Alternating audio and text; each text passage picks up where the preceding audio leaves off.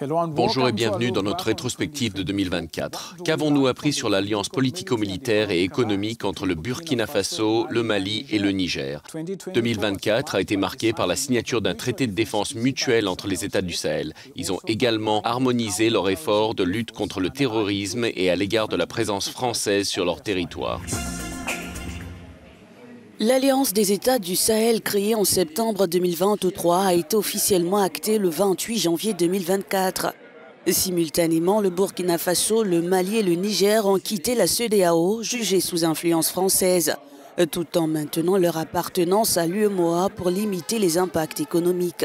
En mars, l'AES a annoncé une force commune contre les djihadistes qui menacent régulièrement leur territoire. Et la Confédération a été officialisée le 6 juillet à Niamey. La Confédération Alliance des États du Sahel va s'édifier donc sur un substrat qui assure la protection des populations contre toute menace d'agression terroriste, rébellion, banditisme armé ou tout acte hostile venant de l'extérieur.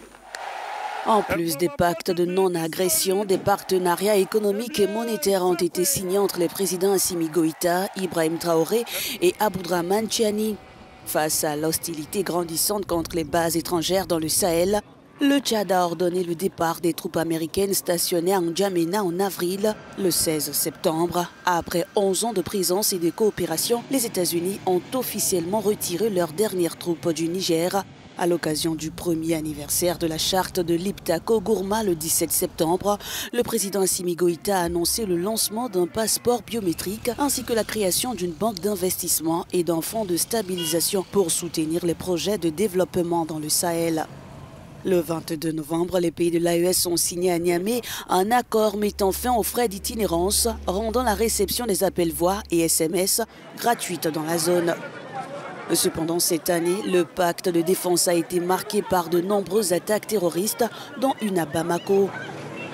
Le 24 août, à Barsalogo, au Burkina, plusieurs personnes ont été tuées dans une attaque terroriste revendiquée par le JNIM et condamnée par le Conseil de sécurité de l'ONU.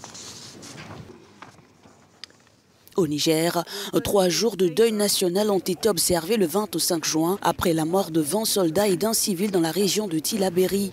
En octobre, Boko Haram a lancé une attaque contre une base militaire située sur l'île de Bakaram, dans la région du lac Tchad. Attaque qui a fait au moins 40 tués dans les rangs tchadiens.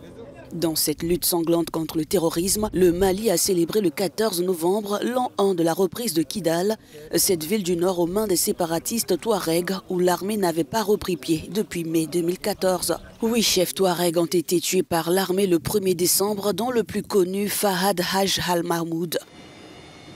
Terminons cette revue par le Tchad qui a mis fin à sa coopération de défense avec la France le 28 novembre, un souhait émis également par le Sénégal.